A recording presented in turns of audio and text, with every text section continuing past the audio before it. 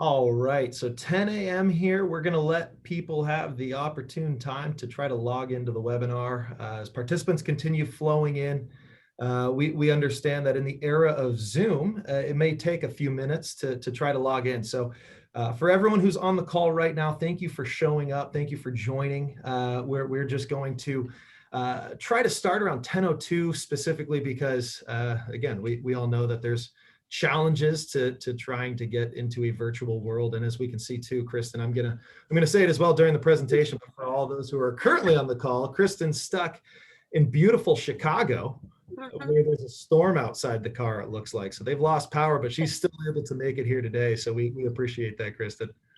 Thanks. All right, so we are seeing participants come in again. Thank you all for joining. We just want to make sure that that those who are going to be on the call are able to make it onto Zoom. We're monitoring. We've got our background tech people making sure that everyone's logging in. In about a minute, we'll get going here. I'll make the introductions to who's on the line and what we're going to be talking about. But again, thank you for abiding with us. Just hang on. We just want to make sure, again, if there's anyone in Chicago as well, like Kristen, that have lost power, So weird. it's something else right now. I know. And it's fun too, having this crew as well. As for the clients who have yet to see me without a tie, well, we have a marketing group with us. And so I've been told by John specifically that if I wear a tie to this call, it's just not going to be a good look and we're not going to have a good presentation. So I felt that was appropriate. The faces that could see me are going to see me without a tie. So, but we will get going here. So I've seen a good amount of participants jump on. Thank you all for being with us. It's about 10:02. And for those who don't make the introductions, we'll be able to talk a little bit about who John and Kristen are, not only throughout the presentation, but also at the end as well. But again, thank you all for coming. The purpose of these institutional insights is what we're trying to do is provide good information to not only our clients, but to the institutional landscape where we serve a lot of nonprofits, endowments, foundation clients, and we want to help them make the most appropriate decisions during these times. We've received a lot of questions recently from our clients asking, hey, what nonprofits are doing fundraising right? Or who made it through the pandemic? Or who made it through COVID, the COVID environment well, and what are they doing? How are they doing it? And what's that going to look like moving forward? Well, Beacon Pointe here, we always want to make sure that what we're doing is providing valuable information to answer those types of questions, even if it doesn't have to do with investing. And just like we do with any of our traditional managers or alternative managers, whatever our research team does for due diligence, the partners that we try to promote or the partners that we bring in to not only help our clients, but also do informational sessions like this, we run through some serious due diligence on. And so when answering the question, what is it going to look like in a post-COVID environment to do fundraising and nonprofit donor development, our due diligence led us to this group here, Change for Balance, and who you can see in front of us, John and Kristen. And John, I believe you've got the controls here. If you don't mind flipping, I don't want to ruin your bio, your bio.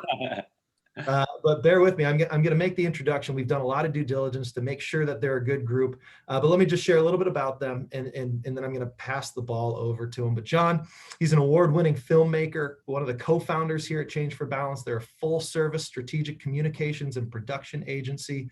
They've been doing this over 12 years, where John's had the opportunity to travel the world. I've been able to watch it. If you were on the call and you were able to watch some of their videos, they're fantastic. If you haven't had the chance yet, I highly encourage it. I'll let John talk a little bit more about them throughout this call. But some of his clients are Charlize Theron, African Outreach Project. I think I got that correct. Correct me if I didn't. American Heart Association, Virgin Unite, Amnesty International, and I know they work with a lot more that they'll talk about here today.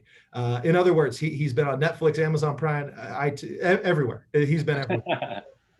Very, very notable in the space. Thank you, John. And also Kristen, she's one of the partners here at Change for Balance. She's in Chicago, again, West Coast. We're not dealing with the weather. You know, you can figure it out one of these days, Kristen. But what she's been doing, she's been a writer, a journalist, and also an expert strategist for a lot of different nonprofit clients for the past 20 plus years of doing that, working with branding efforts, internal, external communications, driving corporate development. All that being said, we've got two experts that we want to be able to share with our clients the best practices moving forward. So with that, John and Kristen, thank you so much for being here. I'm going to hand it over to you. But again, this is the purpose of this, and the clients that you're talking to have been asking a lot of very good questions. And we just want to sit back and listen a little bit to what you've been able to do. Of course. Yeah. Thank you so much, Mitch. And also, I really appreciate the peer pressure, because we've been trying to get Kristen out to California for quite some time now. So if the storm that she's experiencing that's forcing her to be in her car right now doesn't do it, then maybe that will. Yeah. But yeah, I mean, we're so grateful to be here, and we're so thankful to everyone who tuned in. This is honestly like Christmas morning to us. We love talking about what we get the opportunity to wake up and do every day, and that's help charities, nonprofits, organizations not only succeed, but thrive. And it's everyone on this call that's doing really the incredible work that's on the front lines. And we exist to bring a spotlight to that. So I'm John McCarthy, like Mitch said, and that's Kristen. We're two of the 4 partners at Change for Balance. Kristen runs the PR and marketing side, and I run the video production side. And with all our clients together, we have over 80 years of experience in cause and purpose-driven space. So Kristen, I'll turn it over to you to kind of talk about what our focus today will be. Great. So we wanted to kind of just highlight a couple of these things, especially as we're all emerging and kind of returning to this new kind of period for all of us. But we want to, really talk about our approach and where we come from in working with our clients, and give you a little bit of a sense of who we are and how we work. But then really, dive into sort of the anatomy of a story. And to us, that's the beginning of everything. And that, that power and the ability to bring in emotion and drive from that point will make your fundraising, your development, all those other things so much more impactful and exciting. And so we want to kind of break down some of those components and share some really good examples, and really help you start to refine your own story. I think everybody, this past year has learned the value of communications and connectivity and trying to do things differently. And so what do we take from that was good and bring it forward? And what does that start to look like as we're all refining our strategy going forward? We have the benefit of working with some really fantastic nonprofits and working with them as they emerge and they figure out what's next and how to be better and evolve their offerings and kind of seek out new opportunities. So we want to highlight a few of those because we think there's some really good learnings and opportunities there that you might want to grasp onto. And then Mitch had talked with us for a while saying, that we're all sort of rethinking the gala. It's been something we've had around in our mix in our world for quite some time. And we, we're starting to see folks do it differently. And so we're hoping that we'll spark some ideas by sharing some of the cool things that people are turning on and, advancing, especially when we're kind of given this opportunity to kind of start with a bit of a clean slate and try some new things. So hopefully that gives you a sense for what we'll talk through quickly today. And I'll let John kind of take it from here. Perfect. Right before you do, John, for the clients that are on this call that do have questions, please feel free. Robin is going to put my email into the chat box. Send us an email of questions that you might have throughout, and I'll be able to make sure that John and Kristen are able to answer it. Again, for those who can't see the chat box, it is M as in monkey, Hughes, Hughes @beaconpointe.com. Thanks, guys. Awesome. Thank you. And Mitch touched on this, so we'll just briefly kind of touch on it again, but what Change for Balance is we're a full service strategic communications and production agency. And we're all on this lifelong journey, every single person that works at our company, to change this world for the better and to help our clients thrive. So what we do and what that looks like is engaging the entertainment industry at the highest levels, creating award-winning in-house content, conceptualizing, developing, implementing national campaigns, reimagining brands, creating strategic, lasting partnerships for our clients. So these are a few of what we call our megaphone. We partner with the entertainment industry to really bring our clients' message out to the people. And entertain, educate, engage, those 3 words at the top is our ethos. Because for us, it begins with entertainment. And speaking from the video side now, I think we've all seen those documentaries that kind of create awareness, but really leave you a lot of times with nowhere to go. So it all comes down to impact. And what we think about Change for Balance is this is where awareness meets tangible impact. And impact can come in many forms, whether it's social media impressions, video views, website views, could be lives saved, trees planted. Maybe you want to keep current donors informed. Maybe you want to reach a new, younger audience. And more often than not, you want funds raised. And for us, we know that empathy is at the root of all action, and especially at the root of giving. And we know that story creates empathy. And that brings us back to that number one, entertain. We have to entertain. So I'm going to say this quote, which is really what we view as the core of our job. Could a greater miracle take place than for us to look through each other's eyes for an instant? So what we view our job as is to take people from their head and into their heart. Because when you're in your heart, you can make real change, you can feel, and you can create impact. So there's another quote that I want to share, or another fact. Viewers retain 95% of a message when they watch it through video, as opposed to 10% through print. Video is the tool to evoke emotions that last, to drive engagement, and to create memorable experiences. So we've all had these like moments through our career that have really brought this into focus. But I want to share one moment in particular that really brought this into focus for us. So it's 9 a.m. and it's already 100 degrees out with 90% humidity. And my partner Roddy and I are on the back of an open air truck flying down the superhighway in Thailand. Now with us on the back of this truck is a 70-year-old Asian elephant who weighs about 8,000 pounds. She's been badly abused. She's exhausted. She's blind, but most of all, she's terrified. So this elephant's name is Noi Na. And it took us about 5 hours to even get Noi Na onto this truck because all she knew of trucks is that they'll just take her to another place to be abused. See, Noi Na was a logging elephant. She was used to haul lumber and logs and trees in tough hilly areas of Thailand that tractors couldn't reach. She was also used in the elephant tourism riding industry, where people would travel from all over the world for their chance to get a selfie with an elephant, not understanding the abuse that an elephant goes through in order to do that.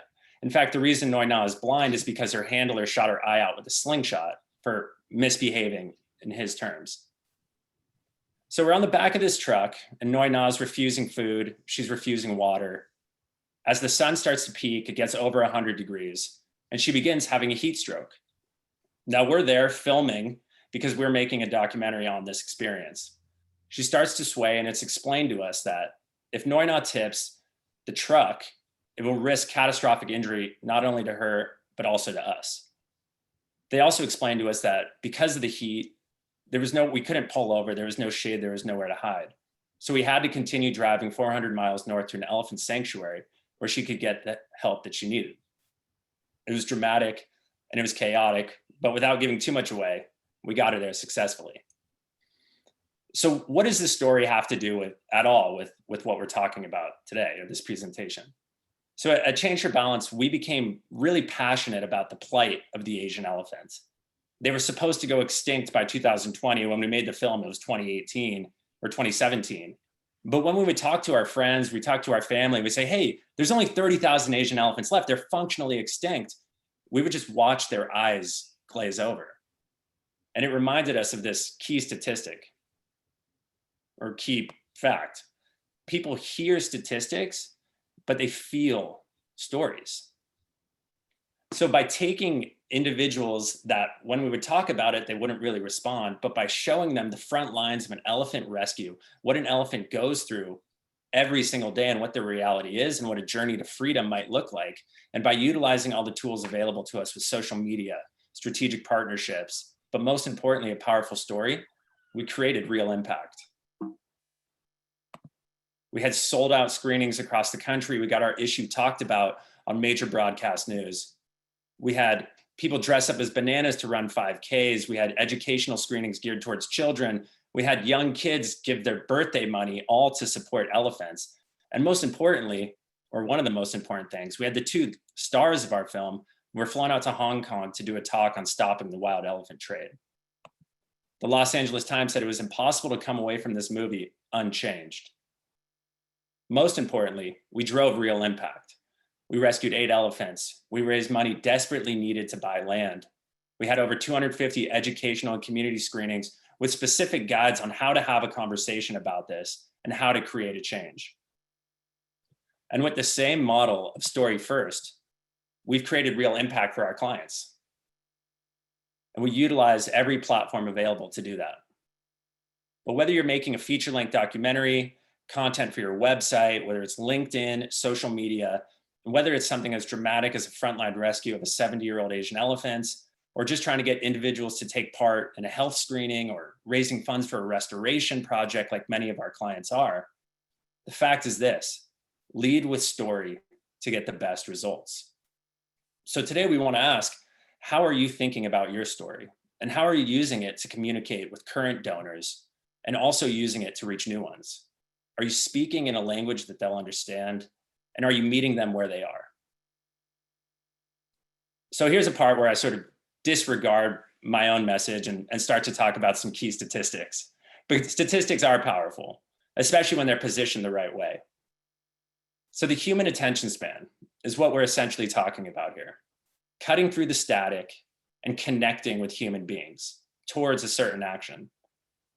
Now, when information becomes abundant, as it clearly is now, we all know the 24-hour news cycle, we're on Instagram, we're on Twitter, we've got the TV on, it's everywhere and it's a lot. And attention becomes the most scarce resource there is. So today, as I'm sure many of us are aware, human beings have a shorter attention span than a goldfish. And there are many ways to look at this, but the way that we choose to look at it is that we've become sophisticated. As an audience, we, and especially speaking as millennials now, we can suss out the authentic from the disingenuine really quick.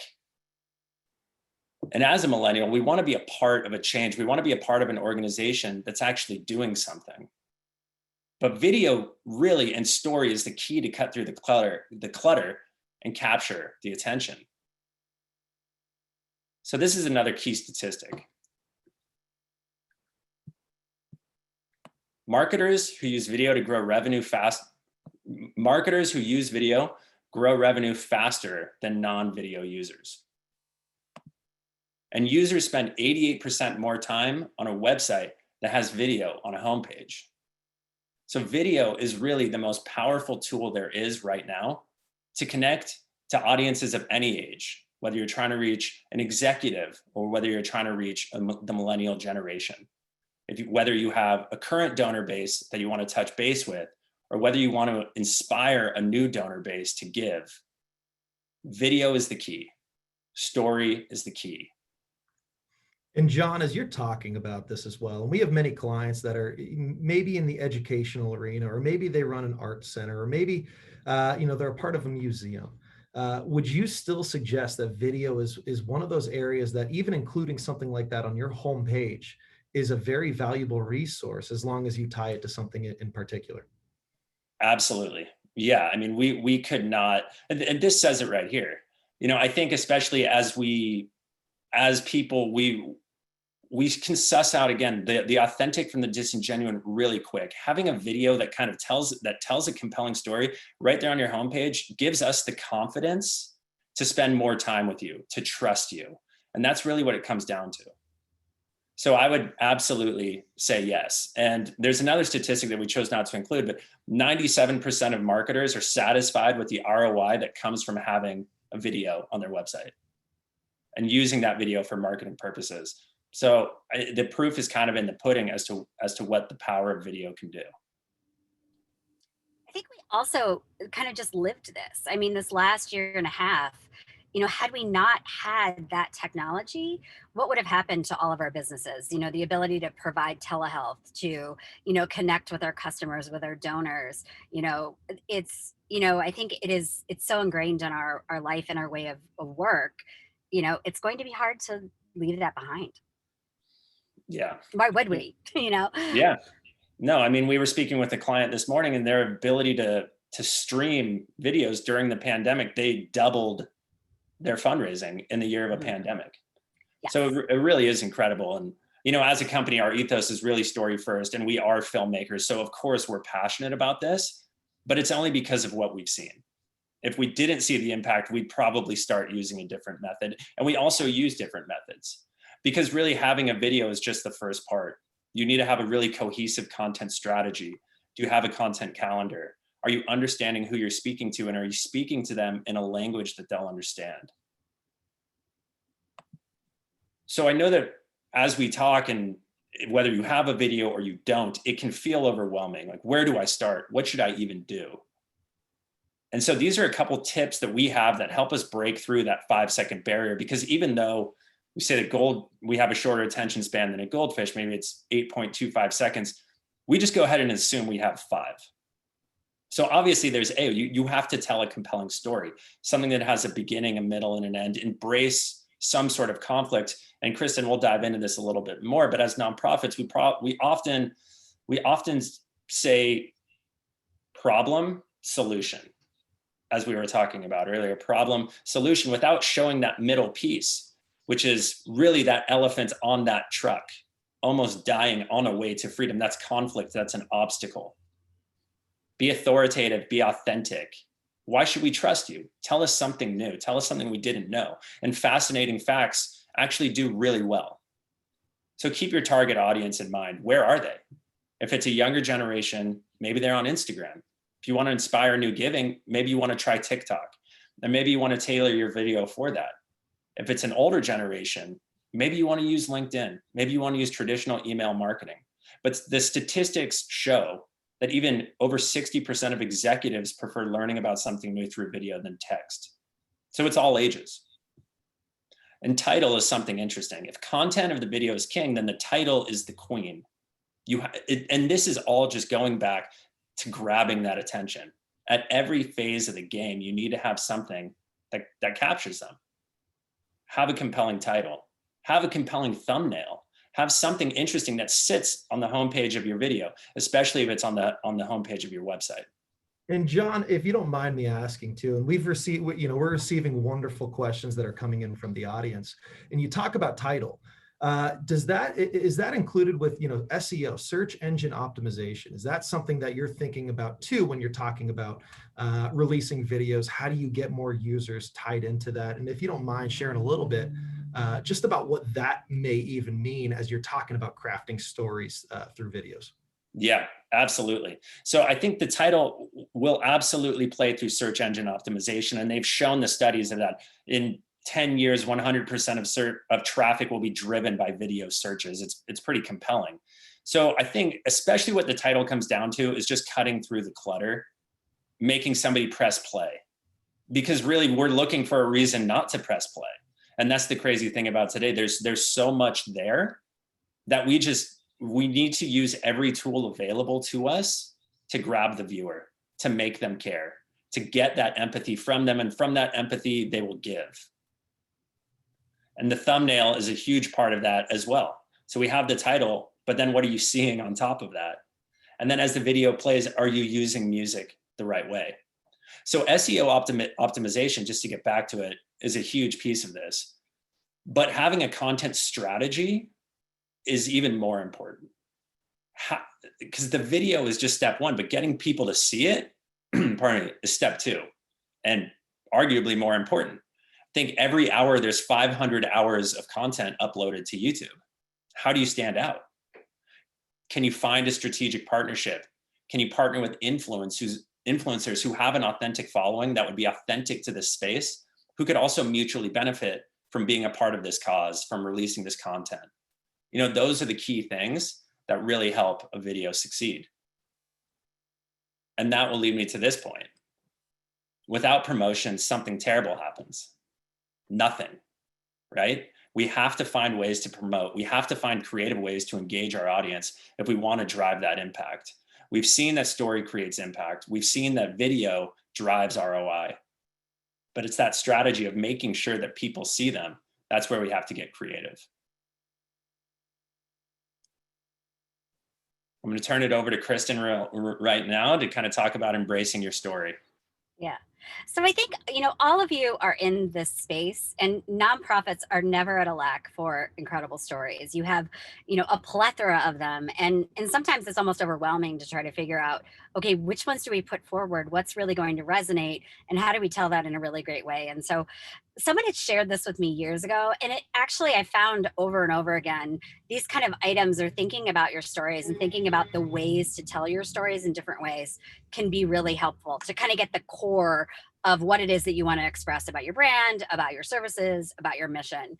And so to start to get the juices flowing for maybe the approach you're going to take going forward, the origin story of how nonprofits and how purpose oriented groups are started usually has some good stuff in it. There's usually some interesting history, and sometimes it's worth reflecting on, after kind of a big moment in time when we've all gone through something, and drawing parallels. So it's a great time to kind of look back and think about your origin story as a brand, as an organization. And alongside that, that history of your industry, and seeing, how you've played a role in that, and what's happened, over time, and sometimes maybe over a very rapid period of time. I think one thing that nonprofits are historically really good at are the testimonials and your customer, client, staff, donor, those stories. And I think there's more opportunities now to share those, and to share them in a really authentic way, and to also, inspire them to create, on your behalf, if you're reaching them kind of where it impacts them the most. John had mentioned this earlier, but this idea of kind of overcoming. And I think one thing that we often do is we kind of forget our English lessons from, our reading classes as elementary school students, but there has to be an arc in the way that we're telling our stories. And, it's that good stuff in the middle that often gets glossed over. So to really think about, how you share one challenge and perhaps another challenge, before you come to that solution. I think one thing that we find ourselves doing often, and especially in the healthcare space for with our clients, is translating really complex issues. And I think one of the things that nonprofit strategists have is we're filled with these facts. We're filled with, such deep knowledge of the areas that we support and of our mission. And it oftentimes, unfortunately, even for the most intellectual people out there, it goes over their head. It's too much. And so how do you break down and simplify as much as possible? And it's a lot harder to do than we think, but simplifying is key, and being able to really illustrate these complex issues that you're working to tackle can be really, really powerful. We work with a client that is focused in the Alzheimer's space, and they are all about research. And so one of the things we've been focusing on with them for the last year or so is really like diving into that research and learning how to kind of translate this really tough stuff that their incredibly smart scientists are writing, and put it into plain old English for, you to have a conversation with your grandmother over, coffee, so she can understand what's happening.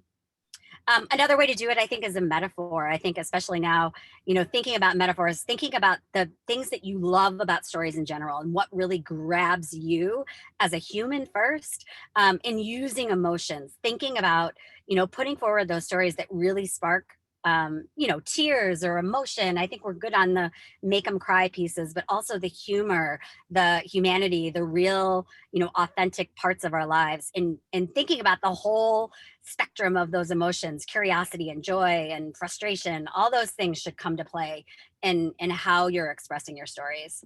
And then had to leave the listicles at the bottom. I think especially for our, digital content, but, keeping it really short, sweet, and kind of, using lists and highlighting things really quickly, and kind of in a snappy way that gets people, excited. So those are a couple ideas of thinking of, how to start to shape your story, maybe to look at your story a little bit differently, that can start to play into your strategy and what you put out there. So wanted to shift a little bit into some of the things that we're seeing, kind of in our daily work right now, and a lot of the conversations that we're having with our clients and with others about this environment. I mean, obviously, we've never experienced something like this, none of us. And I think there's a lot of opportunities right now, despite the last almost 2 years at this point. And I think one thing that we've heard from Mitch, and we know from our folks too, is, kind of rethinking the gala and rethinking these events, especially for organizations that are very event focused, that you're relying on those, get together in-person experiences to raise a significant amount of your funds for a year, and that kind of drive your portfolio. So what does that start to look like? And I think what we're seeing is a lot of our partners are really kind of auditing and evaluating, all of their offerings, and seeing, what kind of held up for them over the last year and a half, and what didn't, maybe what else emerged during that time, and kind of diving in. We've also seen that a lot of our folks are kind of reaching out to their peers in the network. I think we're all, as a nonprofit industry, facing a lot of the same things. And I think, hopefully we're more willing to collaborate and kind of learn from some of the successes of others. So I think that's one thing to really consider. We'll share a few examples of some of the folks that we work with that are doing this, we think, really well, and are having some good success. And I want to make sure right before you share that too, Mhm. Kristen, you're not suggesting that you're stripping galas completely from the Mhm. system. You're saying, no, we want to keep galas, but we want to also Yes. rethink the the touch points throughout Mhm. the. Yep. Yeah, I think one of the things too, and we'll share a couple examples, but we all, so many of us went virtual, right? So we hosted these virtual galas or virtual coming-togethers that required a little hybrid nature. And I think we're all at this point now where we're thinking about, okay, as we're looking into 2022, we're starting to budget, we're starting to plan. What do those events look like? What are we, one, budgeting for? And also, there are some things that have really been good, and I think back to, John's point about the use of video and this impact of being able to tell a story that can translate a physical room, and, go beyond your borders, and, kind of bring people in. John and I were on a call this morning with a new client of ours that, has a very prominent kind of physical structure that is a treasure, right? And they're using this as an opportunity to go digital and to bring that experience to people that may never set foot in that physical structure. And so I think it's thinking about these new opportunities and figuring out what's the hybrid, and what's really going to engage people, and what does that look like. So I think one of the things, to that point, Mitch, too, is that we've learned very quickly, and I think this whole year we've had to really think about, okay, what is it that we can do when we can't get face to face with people that is going to connect them to our cause and to our mission? What is it? What it matters to them? What brings them value? What will they tune into? What will they show up for? What will they fundraise for? And I think we have to keep that sort of, driver as we go forward. And it is about our donors, the folks that we're stewarding. It is about the folks that we're serving. And so I think if we can keep that audience in mind first, that will help us form kind of the best event, and the best experience. And again, we'll have a few examples about that. I think I talked about some of the examples, but I think I listed some of those, so you'll see some of the other things that folks are doing. So we just worked on a pretty spectacular event that I will just say, I'm going to toot John and our partner Roddy's horn. It was a pretty remarkable event that came together quite quickly and in beautiful fashion, that, were it not for the pandemic, probably would not have happened. So I'll let John share a little bit about this great experience. Yeah, thank you, Kristen. I really appreciate that. It was a full team effort all the way around. But what this, how this came to be was by the American Heart Association taking a step back, and we discussed, who are we trying to reach? How are we actually going to measure impact? Is it funds raised, or is it something else entirely? Who is it that we're trying to reach, and what's a language that they'll respond to? So when American Heart Association approached us and said, we want to target the African American community, and we want them to take part in diabetes and heart disease screenings. We want them to understand that this is important, urgent, necessary, life or death. We said, okay, that's great. That's also quite heavy. How should we do this? So we realized that we want to do a night at the Apollo Theater, a night filled with entertainment, filled with monologues that were based on real people's experiences, storytelling, live music. The only problem, again, with tangibly doing that was we had Angela Bassett, who we were supposed to film, and she was based in Los Angeles and did not have the ability to shoot in New York. So we filmed and produced the bulk of the event at the Apollo. We had Angela Bassett here on a green screen stage in Los Angeles. And this was a very tedious, very labor intensive sort of production, measuring exactly the same tripod heights as they were filmed in the Apollo, same lenses, same cameras. And the reason I kind of detailed that is because it speaks to the length and the innovation that organizations are going to right now to try to reach their audience. And it's experimental. You have to be willing to experiment a little bit. And you have to be willing to innovate, to try something new, to see what sticks. So there was no hybrid nature of this. This was a strictly virtual event, and they had a specific goal, and we got well over that goal. So they were very satisfied with that. But again, it all started by understanding who you're trying to reach and what's the language they'll respond to, and how do you measure success. I'll turn it over to Kristen for this one. So this, so full disclosure here. So I've worked with Easter Seals for most of my career. And it's an organization that like is soaked into my bones. And for years, we, had Easter Seals has a great presence in Southern California, and, Hollywood was in its kind of backyard, and yet hadn't really found opportunities to kind of tap into entertainment and really build meaningful relationships. So several years ago, we started something with them called the Easter Seals Disability Film Challenge.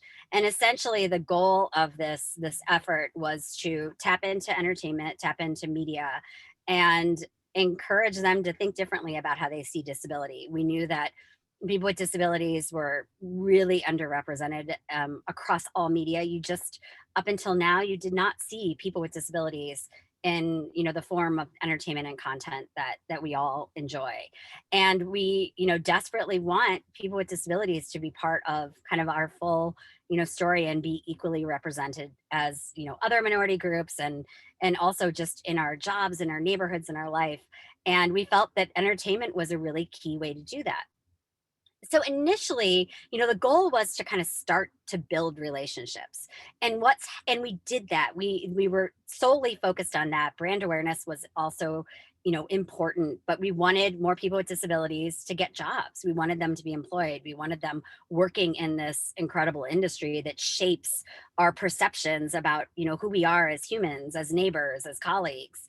And what's happened, a few years in, is that we're developing these relationships now deeply with media, with entertainment. And so, while initially the call was not, a direct sort of fundraising or, development, corporate development, it has very much turned into that, because what Easter Seals created was something valuable for the entertainment industry. And, we're providing them with, real talent, with information and tangible tools to be more inclusive.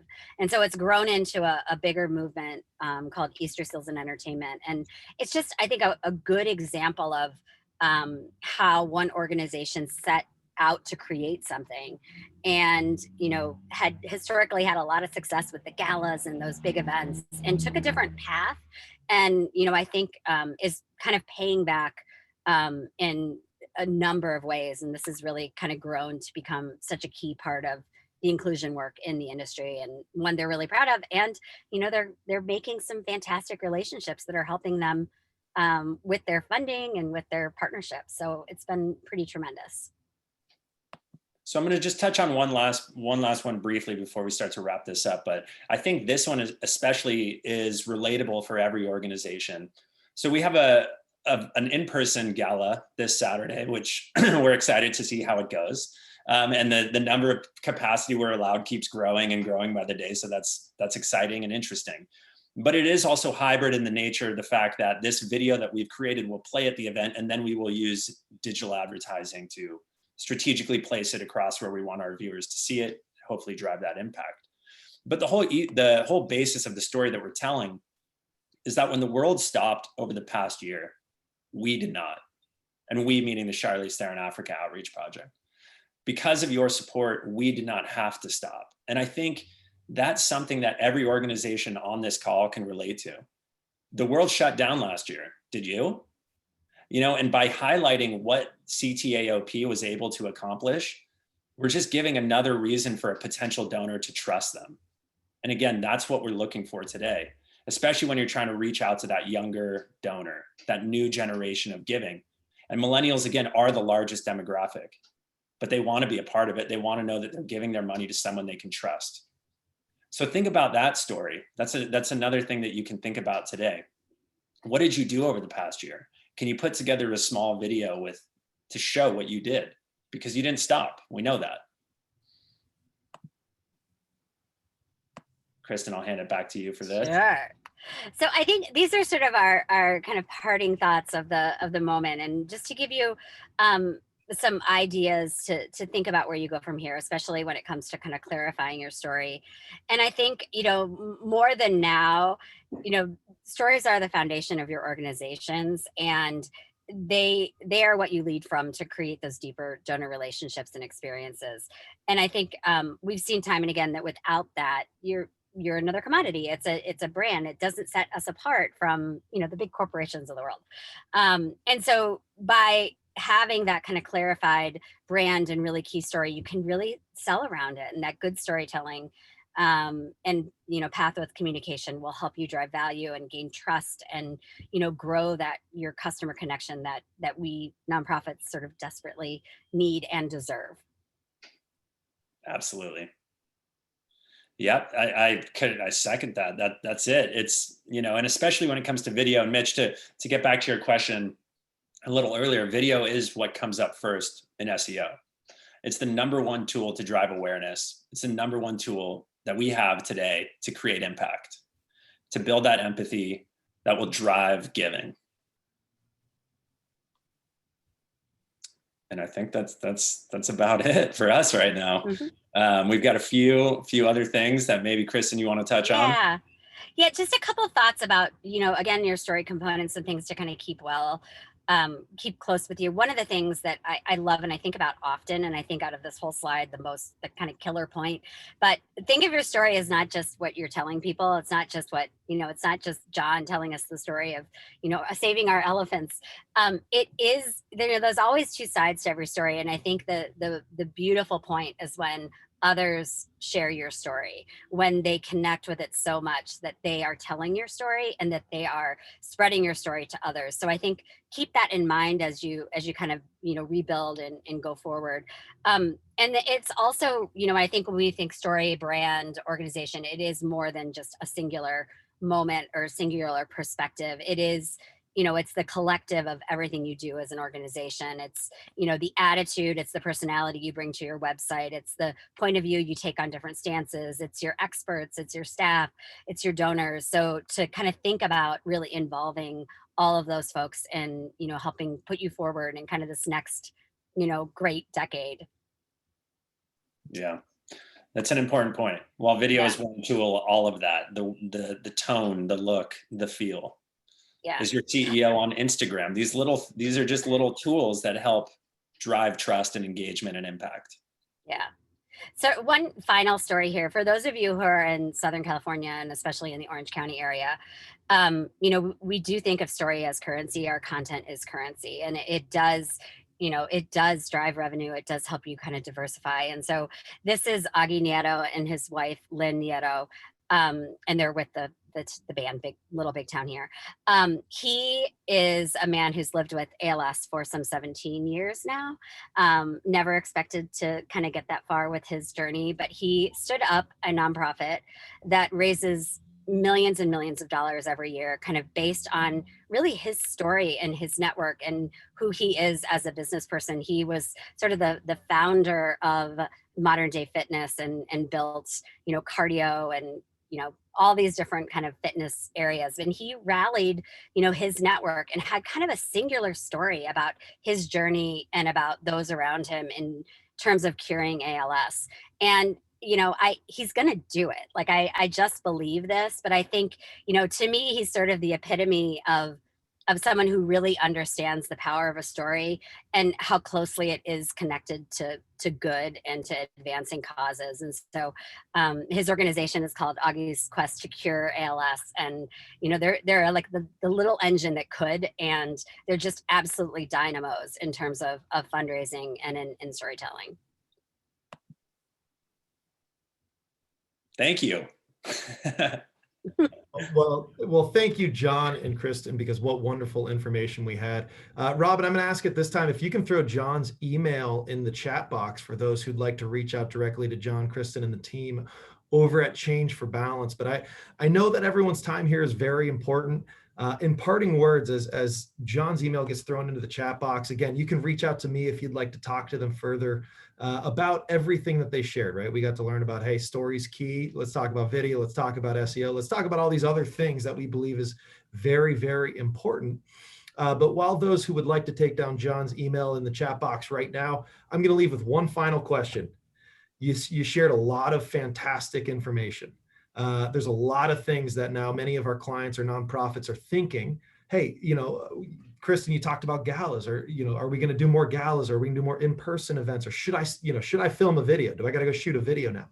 Step one, I'm getting off of this webinar. I'm a nonprofit. I'm thinking about development. What would be the very first thing you suggest doing, leaving this webinar and thinking about the future of what you have to do going forward? It's a great Great question. Yeah. I mean, first of all, thank you again for having us. We're so honored to be here. And I know it was a lot of information, and I hope that it was coherent and that there is tangible takeaways. What I will say is, to answer that specific question, start by identifying what real success looks like to you. Like, what's the real measurable, tangible impact that you're hoping to achieve? And then start to realize and think about and identify who can help you get there. Who's your target audience that you need to reach in order to do that? And then, just like anything, start by thinking about a language that they respond to. Because if you want to connect with people and sometimes they don't hear you, you need to refine what you're saying and how you're saying it.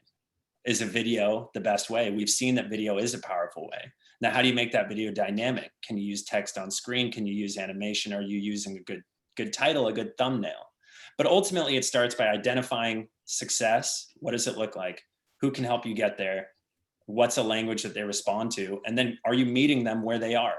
If it's a younger generation, maybe you need to think about social media, Instagram, Snapchat, TikTok, Facebook. If it's an older generation, think about email marketing, LinkedIn, just understanding where they are and meeting them there. And the story is the through line for all of it. You have to tell your story in a compelling and in a way that creates a connection for the person that you're speaking to. Mm-hmm. No, that's fantastic. And thank you for that, John, truly. And I'm sure those still on this call have a lot to think about after that. So what I'm going to do is, again, just suggest, if you have any questions here at Beacon Pointe, we really do our due diligence in understanding who are the right strategic partners to help our clients with. Thank you so much for both of not only your expertise, but also the impact and work you've done. Please feel free to reach out to myself at mhughes@beaconpointe.com if you'd like any further information. John's information is also down there in the chat box, and I'm happy to forward any questions, anything we weren't able to address during this webinar. We'll make sure that this team is able to answer it. So thank you all for showing up. We'll get you out of here at 11 o'clock West Coast time, and we'll make sure Kristen stays safe in Chicago in the middle of again, thank you both so much for hosting this. Thank you for everyone who was able to make it. And truly, what wonderful work you guys are up to. Thank you all. Thank you very much. Thank you all. Thanks, Mitch.